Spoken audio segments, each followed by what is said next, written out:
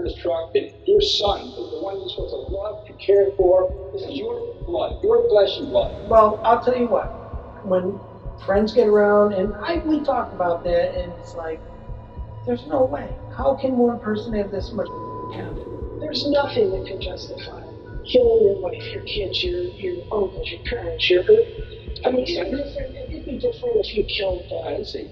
He's not alive. When 22-year-old Levi Karlsen passed away in what seemed like a freak accident, law enforcement didn't think much of it. But as they spoke to his family and dug into their past, things got increasingly eerie. Then eerie turned to downright creepy. 17 years before Levi's death, his mother had passed away in a fire. Levi's dad, Karl, told the officers he was nothing short of a hero, saving his 3 children from the fire and regretting not being able to save his late wife. But Karl was no hero. In fact, he was one of the worst monsters I've ever covered on this channel. So, who really was Karl Karlsen? And what was his demented agenda? Did anyone from his family survive his evil actions? And where are they now? This is the full story of Karl Karlsen.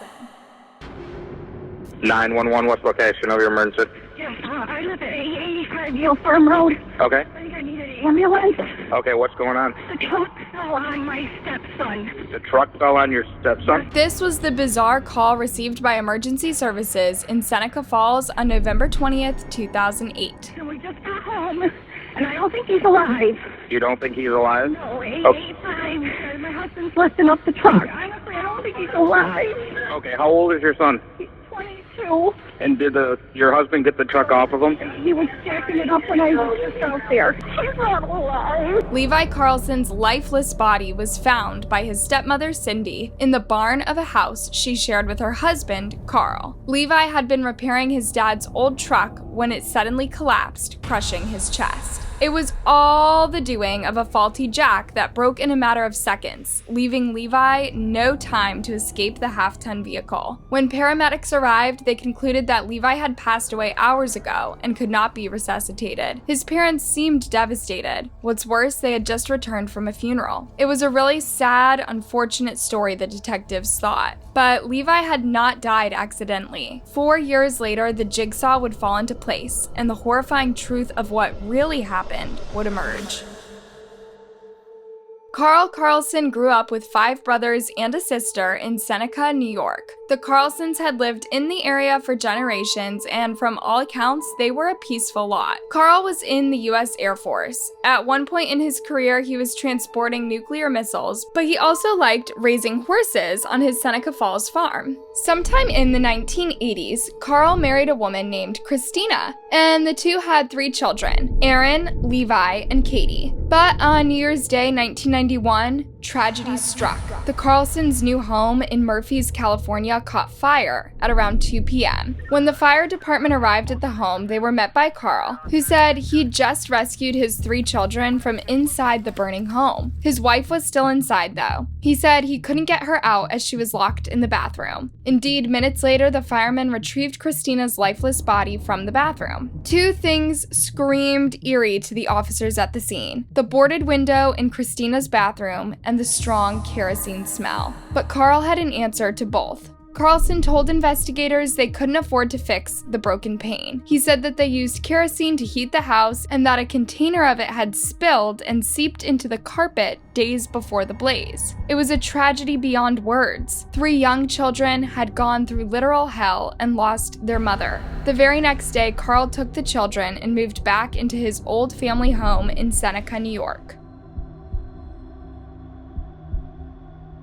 When he didn't even attend his wife's funeral, some of his relatives thought he was too shaken up to do it. In November 1992, though, Karl moved on and began a relationship with a woman who would soon become his second wife, Cindy Best. Cindy became a devoted mom to Karl's 3 young children, who were also happy to have a complete family again. But in 2008, Levi died in horrific circumstances, crushed by a half-ton truck while his parents were attending a funeral. Many people in the family's proximity were thinking, how on earth could this happen twice to this poor man? But here's the thing. Law enforcement had the same question, and they addressed it straight to Karl. It's interesting. the situations you've had occur in your life? Tell me about it. I look back and I look at it. Like it doesn't strike twice. No, it's straight. Well, I'll tell you what. When friends get around, and we talk about that, and it's like, there's no way. How can one person have this much talent? The detectives question exactly, but they would have to go many ways to break Karl down and have him tell the truth.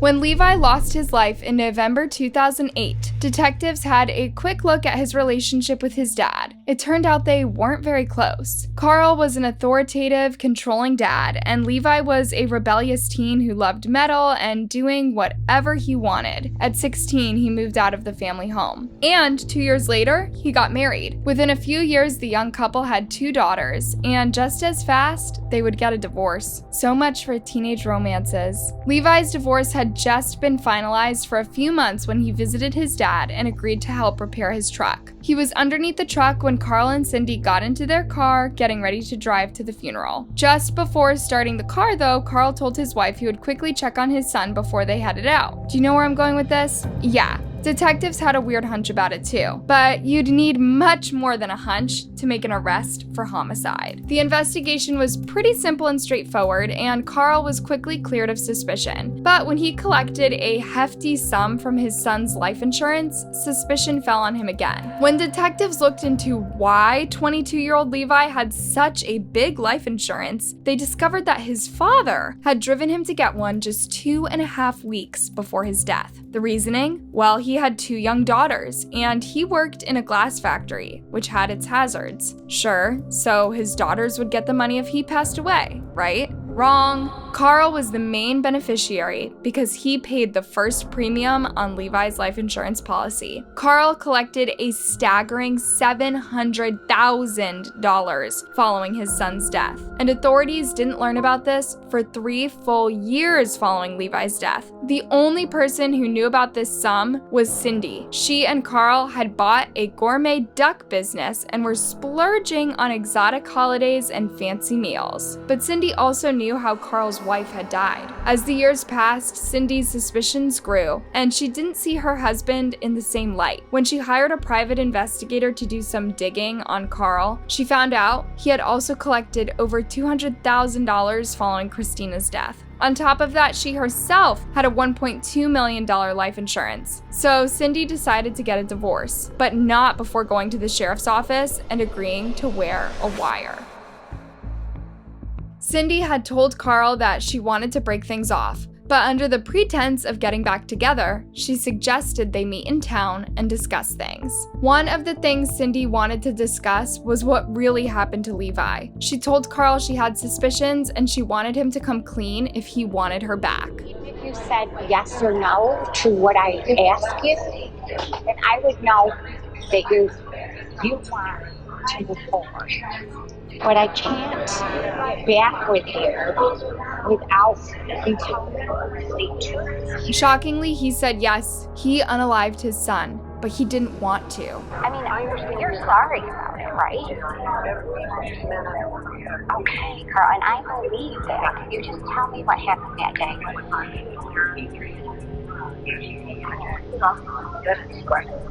It split? That's not what you told me the other day.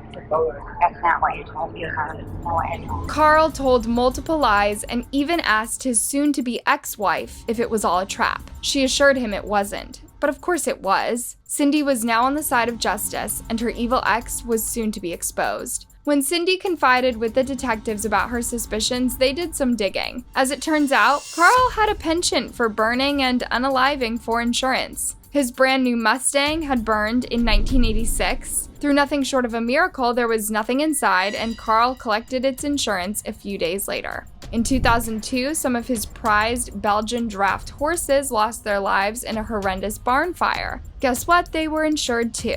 And then his wife Christina had also died in a fire, remember? A really disturbing scenario was starting to take shape. When the investigators spoke to the remaining Karlsen children, Aaron and Katie, they said Karl was not a pleasant father. He yelled a lot, was strict and controlling, and would behave the same way towards their mother, Christina. Erin also remembered the day of the fire in 1991. Indeed, her dad grabbed her from her room and placed her in his truck. But when she looked back at him, she could see him walk back to rescue her mom. Not run, walk. In fact, he looked like he was biding his time around the house, expecting Christina to jump through the boarded window herself. Christina's parents filmed the house and hired a PI to look into the story. But although the investigator found evidence of Karl's suspicious behavior, he didn't have enough evidence to convince authorities to proceed with the case. The fire was ruled as an accident, and the case remained closed for 21 years. In November 2012, Karl Karlsen was finally being brought over for questioning. I like my wife.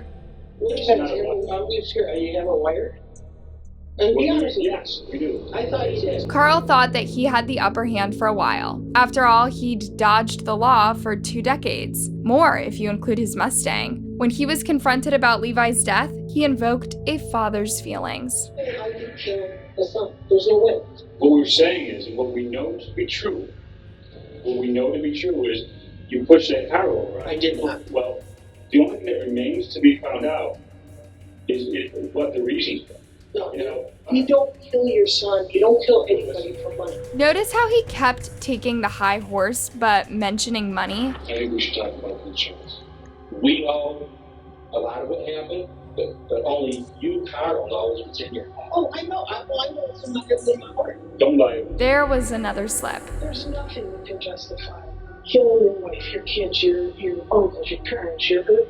I mean, it'd be different if you killed I'd say Oops. Also, it's almost funny how he mentions this while saying how unforgivable it would be. Almost as if he didn't do it twice. I mean, as I said, wife, kids, whatever. Karl, did you? The window was like that big and it was boarded up. Wait, did you board it up? What's that? Did you board it up? We had to because it was no good. But you couldn't fit out of it. You might be able to put a baby out of it. Karl claimed he'd boarded that window just weeks before his wife's passing because she had accidentally broke the window. But according to him, the window was too small to save his wife anyway. Also, did you notice how he showed zero emotion as he spoke about his wife and son's deaths? Anyone would be shattered to relive these moments, especially considering the terrifyingly gruesome ways they both went. After hours of pressing him for the truth and reminding him of the evidence Cindy had gathered, Karl said he had taken his son's life by accident. I walked in there to, give him his money, and holy and I just blanked. Karl said he accidentally moved the jack, which released the truck onto his son. Panicking, he went to the funeral and didn't tell Cindy or anyone else what had happened. But the detectives knew better. So Levi, just total coincidence, takes out a $700,000 license policy and names for his father, and he doesn't get along with it. It's a sole beneficiary. And you happen to pay the policy. You let him be crushed on there, you go back and go, okay, honey, let's go to your uncle's funeral. I freaked. I panicked. I don't know. A million thoughts went through my head. It was an accident. I blame myself every day. Karl Karlsen was arrested for second-degree murder and insurance fraud that day. But Christina's investigation had just opened up again. As investigators looked at the 1991 incident again, evidence of a second kerosene pour was found in the original report. Minutes before the fire broke out, a gallon of kerosene had been poured inside the house. Karl had told the investigators in 1991 that one of their pets must have knocked over the kerosene can, which they used for heat. All the things that had to happen simultaneously for the fire to take place were already implausible. But with that second can confirmed, how could Karl talk his way out of this one? In 2013, Karl pled guilty to taking his son's life. In exchange, the insurance fraud charge was dropped. During the hearing, Karl made one last confession. When he pushed the truck onto his son, he did not pass immediately. In fact, he left him gurgling and fighting for his life as he left for the funeral. Karl Karlsen was sentenced to 15 years to life in prison. His family knew it too, and several relatives, including one of his brothers, told us they were let down emotionally. I think the most troubling part for me personally, not speaking for the rest of the family, is he showed no remorse today, and that bothers me.